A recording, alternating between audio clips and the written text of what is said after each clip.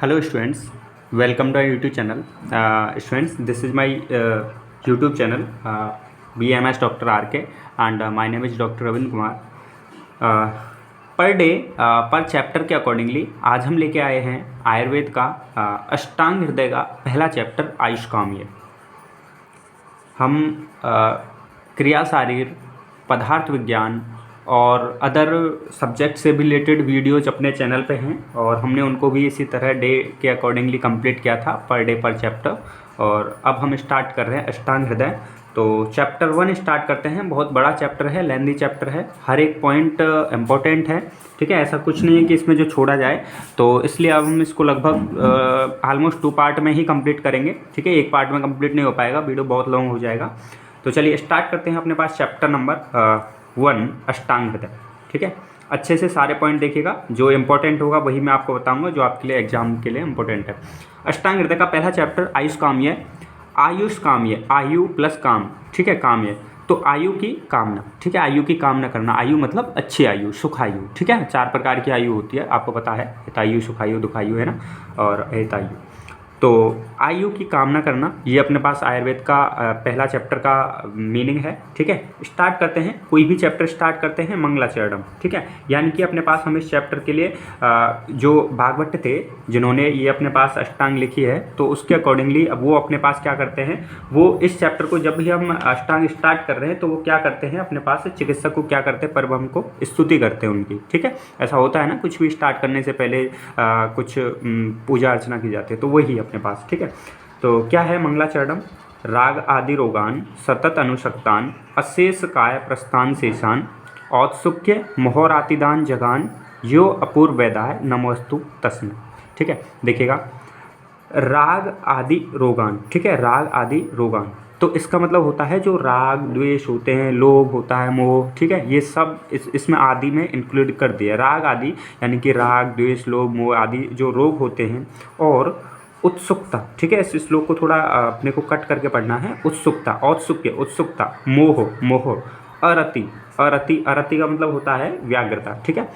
तो राग आदि रोग और जो उत्सुकता, मोह, अरति होता है यानी कि बेचैनी होता है, इनको सतत अनुशक्तान, जो अपने पास क्या होते हैं, लगातार मनुष्य के पीछे पड़े रहते हैं। ये अपने पास क्या होता है, मनुष्य के हमेशा शरीर में व्याप्त रहते हैं, हमेशा पीछे पड़े रहते हैं। तो इनको यो अपूर्व वैधाय नमोस्तु तस्मै, अशेष का प्रस्थान शेषान का मतलब अपने पास शरीर में व्याप्त रहते हैं, ठीक है ना। सतत अनुशक्तान, हमेशा शरीर में व्याप्त रहते हैं।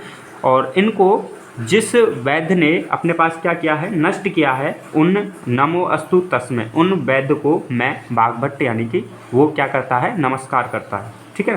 तो इसका ये मतलब सा है, ठीक है, और कुछ नहीं है इसमें मंगलाचरणम में। आप ना भी ध्यान रखें, कोई पेपर में आता नहीं है, ठीक है। इसके बाद इम्पोर्टेंट जो अपने पास है वो है अपने पास यहाँ से, ठीक है। क्वेश्चन डायरेक्ट आएगा और आ भी चुका है ये कि आयुर्वेद का उद्देश्य लिखे। मैं आपको पेपर्स भी कराऊंगा, ठीक है, PYQ प्रीवियस ईयर के पेपर्स हैं वो भी कराऊंगा, तो मैं सब आपको क्वेश्चन दिखाऊंगा, ठीक है। और आगे भी इंपॉर्टेंट है, आपके टर्म टेस्ट में ये आएगा भी क्वेश्चन। आयुर्वेद का उद्देश्य क्या है? पहली लाइन, स्वस्थस्य स्वास्थ्य रक्षणम, 2 में डिवाइड कर दिया हमने इसको, स्वस्थस्य स्वास्थ्य रक्षणम एंड आतुरस्य विकार प्रशमनम च। यहाँ पर स्वस्थस्य, स्वस्थस्य का मतलब है जो व्यक्ति स्वस्थ है, ठीक है, स्वास्थ्य, उसके स्वास्थ्य की रक्षणम, रक्षा करना, ठीक है। आयुर्वेद का उद्देश्य पढ़ रहे हैं, स्वस्थस्य स्वास्थ्य रक्षणम, जो व्यक्ति स्वस्थ है, ठीक है, स्वस्थ व्यक्ति, स्वस्थ व्यक्ति, ये स्वस्थस्य के स्वास्थ्य की रक्षा करना, ठीक है।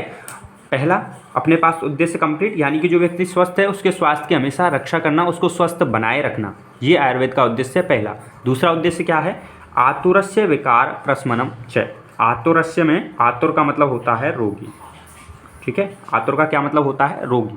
रोगी के विकार, विकार यानी कि रोग, रोगी को जो रोग है, ठीक है, रोग है, प्रशमनम मतलब शांत करना, उसको शांत करना, क्योर करना उसका, ठीक है, इलाज करना उसका।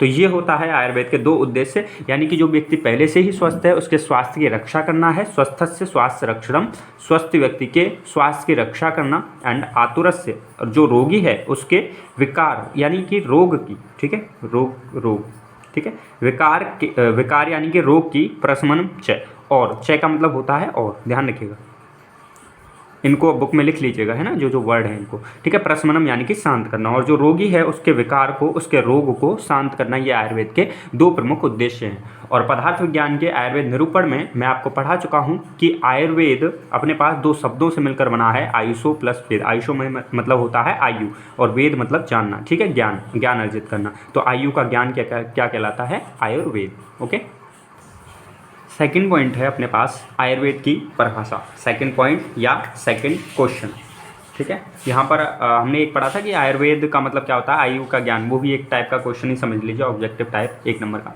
तो आयुर्वेद की परिभाषा, आयुर्वेद की परिभाषा में आपको क्या लिखना है, इनमें से कोई भी श्लोक लिख दीजिए, और सबसे ऊपर मैं वही लिखता हूँ इंपॉर्टेंट वाला, तो आप कोशिश करिए ऊपर वाला पहला तो कम से कम याद ही रखें, ठीक है। बाकी का मीनिंग समझ लीजिएगा, ज़्यादा इंपॉर्टेंट नहीं है, मीनिंग तो जरूर से आपको याद होना चाहिए। ओके, बेसिकली मैं इसे पदार्थ विज्ञान में इसको करा चुका हूँ, ठीक है, आयुर्वेद निरूपण में। तो देखिए, हिताहितम सुखम दुखम अस्तस्य हिताहितम मानम च तच्च यत्रोक्तम आयुर्वेद से उच्यते। पढ़ना अच्छे से आना चाहिए, हित अहित, ठीक है, हिता अहितम, ठीक है, हितम अहितम। तो ये हितायु और अहितायु, सुख आयु और दुखायु, हित अहित सुख दुख आयुस्तस्य, ठीक है। यानी कि इसमें 4 प्रकार की आयु का वर्णन है, हितायु, अहितायु, सुखायु और दुखायु, ठीक है। इनका वर्णन है मानम च तच्च यत्रोक्तम आयुर्वेद से उच्यते। जहाँ पर इन चारों प्रकार की आयु के बारे में कहा गया है या फिर इनके मापदंडों की चर्चा हुई है, मानम च तच्च, जहाँ पर इनको माना गया है, ठीक है, या फिर इनकी चर्चा हुई है, इनका उल्लेख किया गया है, यत्रोक्तम आयुर्वेद से उच्यते। यत्र उक्तम यानी कि वहाँ अपने पास उसको क्या कहते हैं, आयुर्वेद से उच्यते, उसको आयुर्वेद कहा गया है। जहाँ हितायु, अहितायु, सुखायु और दुखायु, इस तस्य, इन प्रकार के इन 4 आयु की चर्चा की गई है, 4 मापदंडों को बताया गया है, वही अपने पास क्या है, आयुर्वेद कहलाता है, ठीक है। आयुर्वेद की परिभाषा चरक अनुसार। दूसरा है चरक अनुसार ही, सर्वमन्यत परित्यज्य शरीरम अनुपालियेत तद्भावे ही भावानाम सर्वभावे शरीरणाम। सर्वमन्यत परित्यज्य, जो सब कुछ हम मानते हैं उसको त्याग कर, परित्यज्य त्याग कर, सर्वमन्यत जो सब कुछ हम मानते हैं, ठीक है, सर्वमन्यत परित्यज्य शरीरम अनुपालियत, शरीरम अनुपालियत यानी कि शरीर की पालना करनी चाहिए, शरीर की आप कह सकते हैं रक्षा करनी चाहिए, शरीर का ध्यान रखना चाहिए, ठीक है। क्यों? क्योंकि तद्भावे ही भावानाम, वह है तो ही अपने पास क्या है, भाव हैं। भाव यानी कि धर्म अर्थ सुख इत्यादि, है ना। अगर शरीर है तो हमारे पास सारे के सारे भाव जिंदा हैं। अगर अपने पास बॉडी है तभी तो हम जिंदा हैं, ठीक है, और भाव बॉडी में ही होते हैं, तो सभी भाव अपने पास जिंदा हैं। सर्व भाव है शरीरम, और उन सब भावों को मिला करके क्या है, शरीर है। तो हमें सब कुछ त्याग कर, जैसे पैसा हो गया और कुछ चीज़ें हो गई, लोभ मोह, सारा कुछ त्याग कर हमें शरीर की रक्षा करनी चाहिए, क्योंकि अपने पास शरीर सर्वोपरि होता है। एंड क्योंकि शरीर के नष्ट हो जाने पर सभी भाव नष्ट हो जाएंगे, और शरीर में ही वो सारे के भाव विद्यमान होते हैं, और उनको मिला करके क्या है, शरीर कंप्लीट होता है। तो ये अपने पास एक डेफिनेशन हो गई चरक अनुसार। और एक लास्ट है, वो भी आप ध्यान रखिए, भागवत के अनुसार क्या है, आयु काम्य मानेन धर्मार्थ सुख साधनम आयुर्वेद उपदेशु विदेह परमादर। क्या कहा गया है कि आयु काम्य मानेन, ठीक है, कि आयु की कामना करने वाले को, ठीक है, अपने को, हम इसको ऐसे पढ़ेंगे, पहले ये पढ़ेंगे फिर यहाँ पे और देन यहाँ पे आएंगे, ठीक है। तो लिखा गया है कि आयु काम्य मानेन, आयु की कामना करने वाला है, ठीक है। आयुष काम्य जैसा कि चैप्टर का नाम है, आयु की कामना करना यानी कि अच्छी आयु की, ठीक है, सुखायु की कामना करने वाले को आयुर्वेद उपदेशु विदेह परमादर। आयुर्वेद के उपदेशों का, जो उसमें आयुर्वेद में लिखे गए हैं, जो आयुर्वेद के ग्रंथों में लिखे गए हैं, उनके उपदेशों का विदेह यानी कि अत्यंत बिना किसी शक के निष्ठा के साथ परम आदर करना चाहिए, मानना चाहिए। क्यों? क्योंकि अपने पास उससे क्या है, वो क्या है, धर्म अर्थ और सुख का साधन है, ठीक है। अगर आप आयु की कामना करते हैं, आयु काम्य मानेन, अगर आप आयु की कामना करते हैं तो आयुर्वेद के उपदेशों को अच्छे से पालन करना है, अत्यंत उनका पालन करना है, और वही अपने पास क्या है, वही अपने पास धर्म अर्थ और सुख का साधन है। क्लियर है यहाँ तक?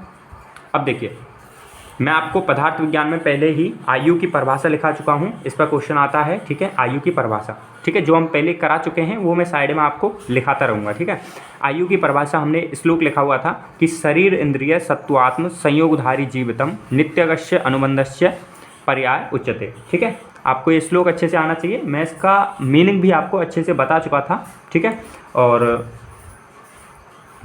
इसमें अगर आपको फिर भी इसमें कोई डाउट आ रहा है तो आप एक बार बुक का रेफर ले सकते हैं, बाकी मैं करा चुका हूँ इसलिए मैंने आपको साइड में लिखाया है, क्योंकि जो चीज़ें एक बुक में हैं उनको फिर से दूसरी बुक में पढ़ने से कोई मतलब नहीं है, आप एक एक बुक में पढ़ सकते हैं आप, है ना। पदार्थ में लिखा हुआ है आयु की परिभाषा, बाकी आप यहाँ भी देख सकते हैं, या अगर आप यहाँ देखें तो आप एक बार बुक का रेफरेंस ले लीजिएगा। बाकी मैं अगर आपको या आप मेरा आयुर्वेद निरूपण जो पदार्थ विज्ञान का चैप्टर है वो आप मेरे को जाके फॉलो कर सकते हैं, ठीक है। तो आयु की परिभाषा शरीर इंद्रिय सत्वात्म संयोगधारी जीवितम नित्यगस्य अनुबंधस्य पर्याय उच्यते, ठीक है।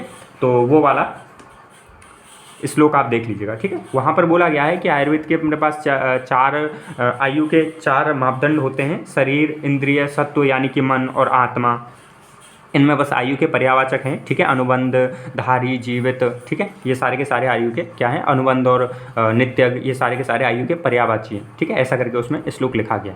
चलिए आगे चलते हैं। नेक्स्ट है अपने पास आयुर्वेद का अवतरण, ठीक है। आयुर्वेद का अवतरण यानी कि आयुर्वेद पृथ्वी पर कैसे आया, ठीक है, ग्रंथ कैसे बने, वो सारा कुछ, ठीक है, इसमें अवेलेबल है। आयुर्वेद कैसे बना, तो श्लोक है, ठीक है, ध्यान रखिएगा इस श्लोक को।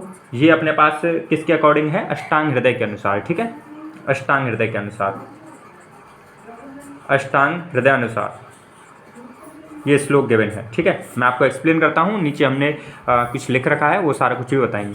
तो ब्रह्मा स्मृत्वा आयुषो वेदम, ठीक है, जो आयुर्वेद का वेद है उसको सबसे पहले ब्रह्मा ने स्मरण किया यानी कि उन्होंने पहले इसको जाना, ठीक है, इसके बारे में ज्ञान प्राप्त किया। तो सबसे पहले ब्रह्मा ने ज्ञान प्राप्त किया आयुर्वेद के बारे में, तो सबसे पहले ब्रह्मा के आयुर्वेद का ज्ञान प्राप्त हुआ, आयुषो वेदम प्रजापतिम ग्रहत, उसके बाद इसको ग्रहण किया किसने, प्रजापति ने, प्रजापति यानी कि दक्ष प्रजापति ने इसके बाद इसको ग्रहण किया है, ठीक है। तो ब्रह्मा ने ज्ञान को किसको दिया है, दक्ष प्रजापति को, तो प्रजापति को आयुर्वेद का ज्ञान प्राप्त हुआ।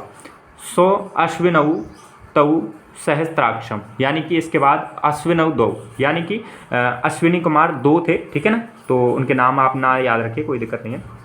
यानी कि अश्विनी कुमारों ने इसके बाद किसको लिया है, दक्ष प्रजापति से इसका ज्ञान को अर्जित किया है। तौ सहस्त्राक्षम, अच्छा सहस्त्राक्ष किसको बोलते हैं, ये बोलते हैं इंद्र को। तो इसके बाद इंद्र ने इसके ज्ञान को प्राप्त किया है, ठीक है। तो 4 सीक्वेंस में हो गए, ठीक है। ये जो फर्स्ट लाइन है ये सब में कॉमन है, यानी कि आप चाहे चरक अनुसार पढ़िए, सुश्रुत अनुसार पढ़िए, अष्टांग अनुसार पढ़िए, काश्यप संहिता, किसी भी संहिता के अनुसार आप पढ़िए, ये सब में क्या है, ये कॉमन है, ठीक है, फर्स्ट लाइन, ठीक है।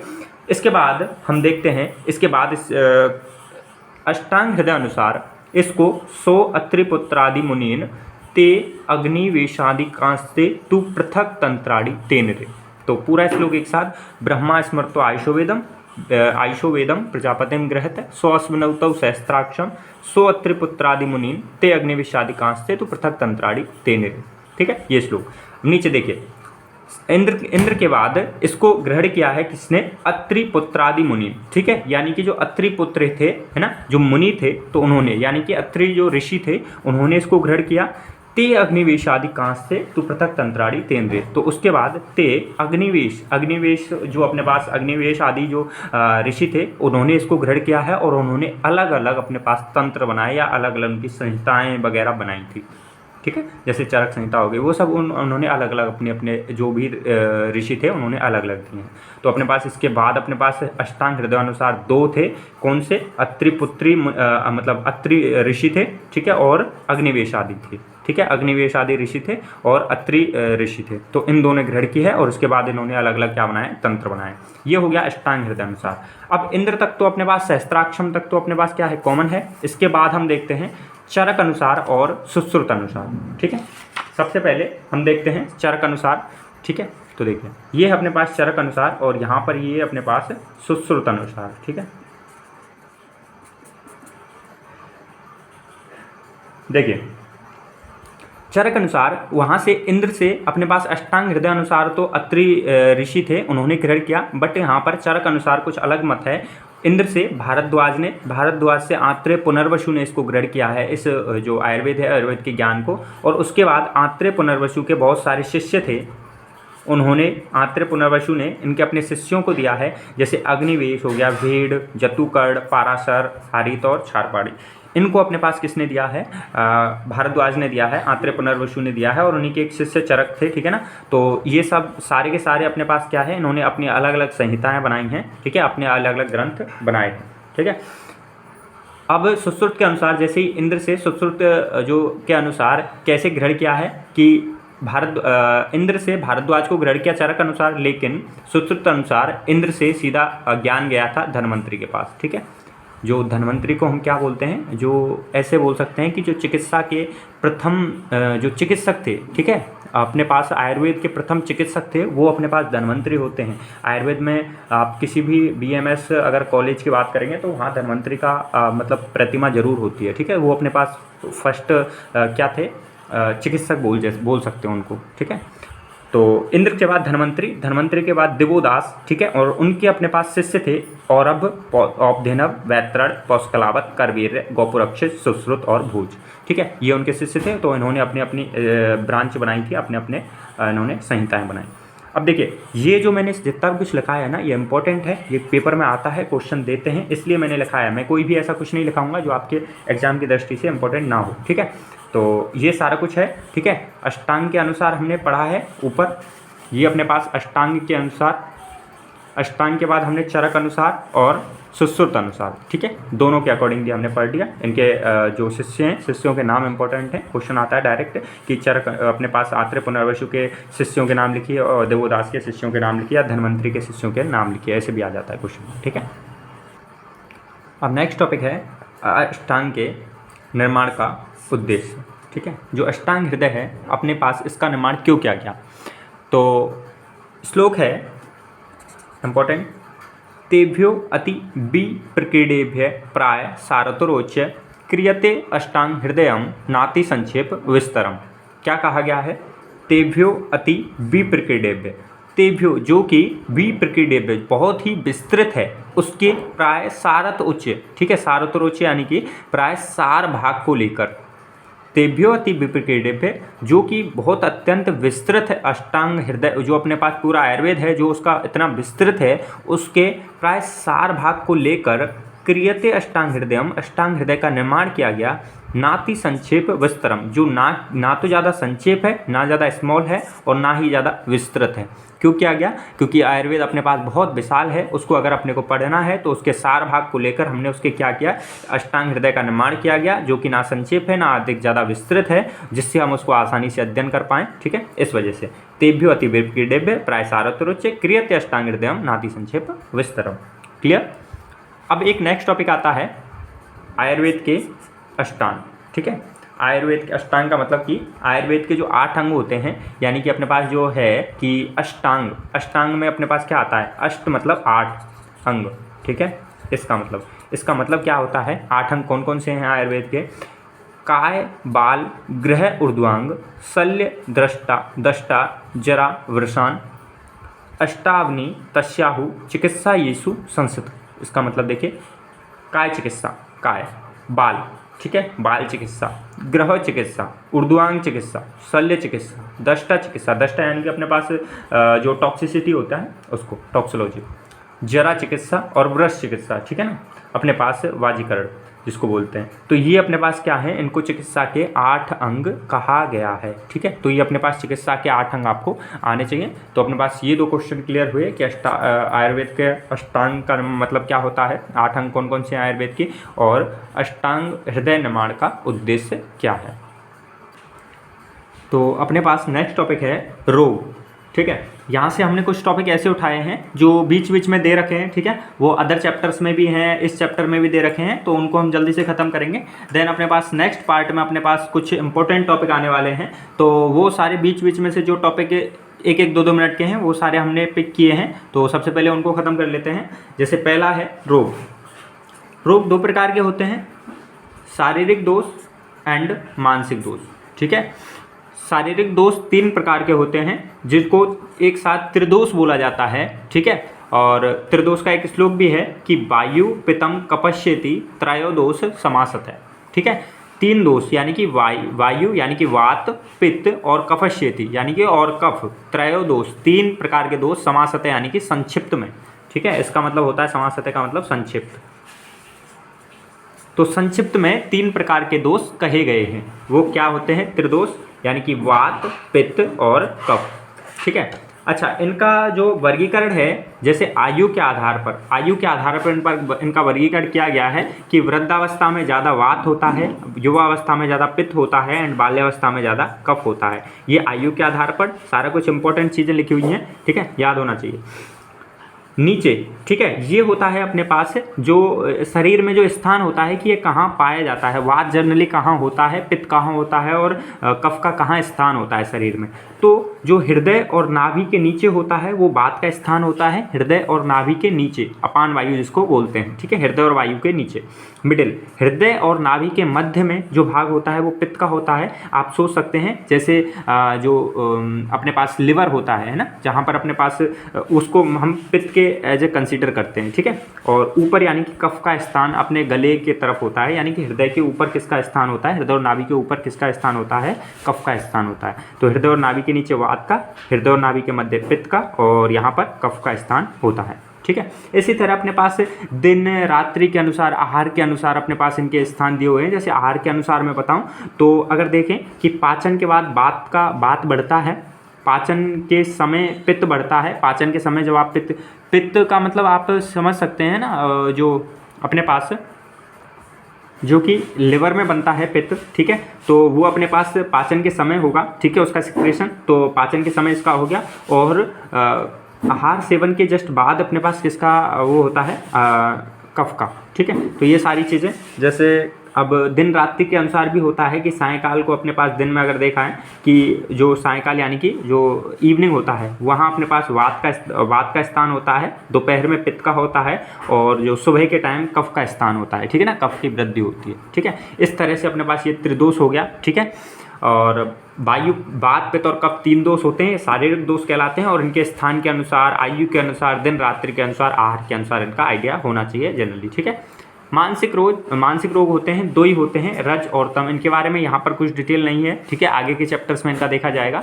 और एक रोग से रिलेटेड ये वर्ड आपको ध्यान होना चाहिए कि दूष्यंतिथि दोषा, जो दूषित करते हैं। दूषित किनको करते हैं? ये करते हैं धातुओं को दूषित।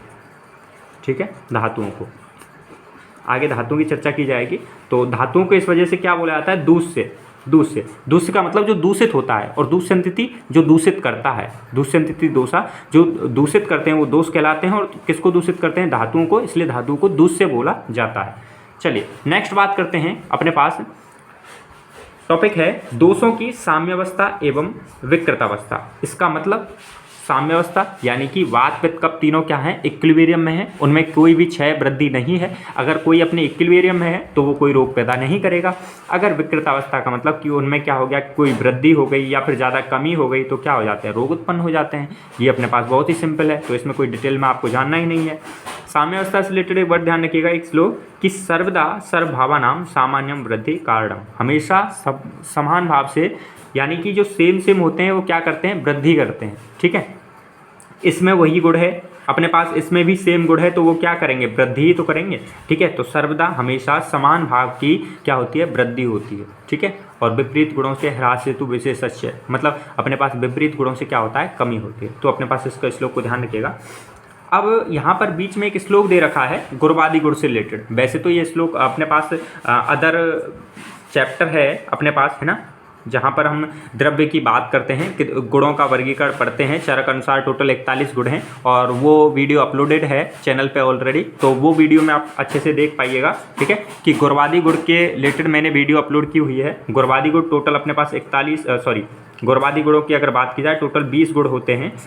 ये श्लोक है, मैंने बस लिख दिया है, बाकी आप पढ़िएगा वहाँ से। यहाँ पर बस बेसिकली इनका श्लोक दे रखा है, इंपॉर्टेंट नहीं है यहाँ पर, है ना। बेसिकली ओवरऑल इंपॉर्टेंट है श्लोक, पर जिस चैप्टर में डिटेल्ड है वहीं जाके इसको पढ़िएगा। कुरु मंतहिम स्निग्ध संलग्न सांद्र मृदु स्थिरा गुणा सूक्ष्म विंशदा विंशति स विपर्या। ठीक है, यानी कि ये अपने पास कुल 10 प्रकार के गुण होते हैं और इनके विपरीत टोटल 20 गुण हो जाते हैं। गुरु, मंद, हिम यानी कि शीत, स्निग्ध, संलक्षण, सांद्र, मृदु, स्थिर और सूक्ष्म और विंशद। ठीक है, ये विंशति यानी कि 20 गुण होते हैं। ठीक है, सविपर्या इन गुणों के विपरीत गुणों के साथ ये टोटल 20 गुण होते हैं, यानी कि ये 10 हैं और इनके विपरीत मिलाकर ये टोटल कितने हो जाते हैं, 20 गुण कहलाते हैं। ठीक है, गुरु, मंद, शीत, स्निग्ध, संलग्न, सांद्र, मृदु, स्थिर और सूक्ष्म और विशद, इस प्रकार ये विपरीत गुणों के साथ कुल 20 गुण कहलाते हैं। ये गुणवादी गुण होते हैं। ठीक है, आगे चैप्टर में गिवन है। ठीक है, पदार्थ विज्ञान में मैंने अपलोडेड की हुई है ऑलरेडी इससे रिलेटेड वीडियोज। सप्त धातु के बारे में बात की गई है चैप्टर में एक जगह पर। ठीक है, सप्त धातु रस, रक्त, मांस, मेद, अस्थि, मज्जा और शुक्र, ये 7 धातुएं होती हैं। धारणा धातव, जो धारण करता है उनको धातु बोलते हैं। ठीक है, जो धातु को जो अपने पास क्या करते हैं, शरीर को धारण करते हैं, वो अपने पास क्या है, धातुएं। ये 7 धातुएं होती हैं जो शरीर को धारण करती हैं। ठीक है, इनसे रिलेटेड अपने पास अलग से चैप्टर है, सप्त धातु एवं ओज। पदार्थ विज्ञान में आप आराम से अपने पास चैप्टर पढ़िएगा, क्रिया शारीर में भी है। ठीक है, गिवन, तो वहाँ जाके इसको चैप्टर को अच्छे से पढ़ सकते हैं। ठीक है, इनका बारे में इसलिए तो मैं आपको कुछ टॉपिक हैं जो अपने पास ऐसे ही गिवन दे दिए हैं, बस वैसे ही नाम दे दिया है, बट आगे इनका डिटेल्ड है, तो यहाँ आप इनको वरी ना लीजिएगा। ठीक है, टेंशन ना लीजिएगा इन चैप्टर से रिलेटेड। दोषों के अनुसार कोष्ठ। ठीक है, कोष्ठ का मतलब होता है आस्य। ठीक है, आगे समझ आ जाएगा आपको आगे के चैप्टर्स में कोष्ठ का मतलब प्योर का होता है, आस्य होता है। ठीक है, अब एक श्लोक है, कोष्ठ क्रूरो मधुर मृदु मध्यो मध्य स्याति समयरपि। इंपॉर्टेंट है, मध्य स्याति समयरपि। कोष्ठ क्रूरो यानी कि वात के कारण क्या होता है, कोष्ठ क्या हो जाता है, क्रूर यानी कि कठोर हो जाता है वात के कारण। ये वात पित्त कफ जो हमने शारीरिक दोष पढ़े थे, त्रिदोष, उनके क्या होते हैं, उनके कुछ फंक्शंस हैं, उनके पैरामीटर्स यहाँ पर गिवन हैं कि दोषों के अनुसार कोष्ठ कितने प्रकार का हो सकता है। तो 3 दोष होते हैं, वात, पित्त और कफ। तो तीनों के कारण 3 प्रकार के कोष्ठ हो जाएगा। आज से आप आमाश से बोल दीजिए कि उनमें क्या हो जाएगा, वात के कारण वो क्या हो जाता है, कठोर हो जाता है, मृदु मध्यो। ठीक है, मृदु मध्यो अलग अलग हैं। पित्त के कारण मतलब मृद हो जाता है। ठीक है, और कफ के कारण क्या हो जाता है, मधुर हो जाता है। ठीक है, मध्य। ठीक है, वात के कारण कठोर, पित्त के कारण मृदु हो जाता है और कफ के कारण मध्य होता है। यहाँ पर मध्य का मतलब होता है इक्विलिब्रियम वाला मध्य। ठीक है, कि अगर इन तीनों की साम्यावस्था होती है तो भी अपने पास क्या होता है, मध्य रहता है, मध्य स्याति समयरपि। वात की अधिकता के कारण कोष्ठ क्रूर रहता है, कठोर रहता है। पित्त के कारण मृदु हो जाता है, अत्यंत मृदु हो जाता है। और कफ के कारण मध्य रहता है। और अगर इन तीनों की साम्यावस्था होती है तब भी अपने पास कोष्ठ क्या होता है, मध्य रहता है।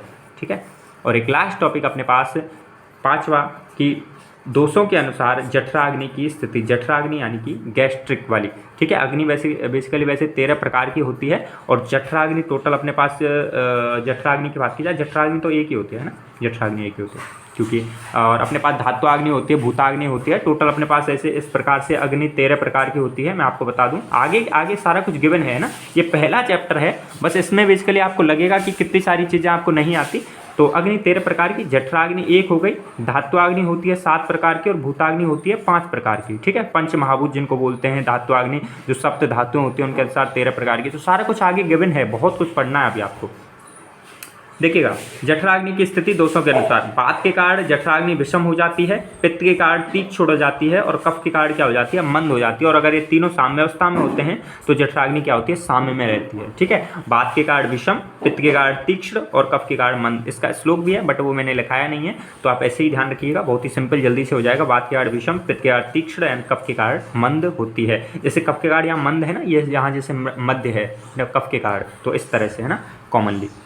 अब अपने पास यहाँ पर कुछ टॉपिक बचे हैं, जैसे रोग के भेद, चिकित्सा के चतुष्पाद, देश के प्रकार, दोषों का रसों से संबंध, वात पित्त कफ के गुण और रोग आरोग्य का कारण।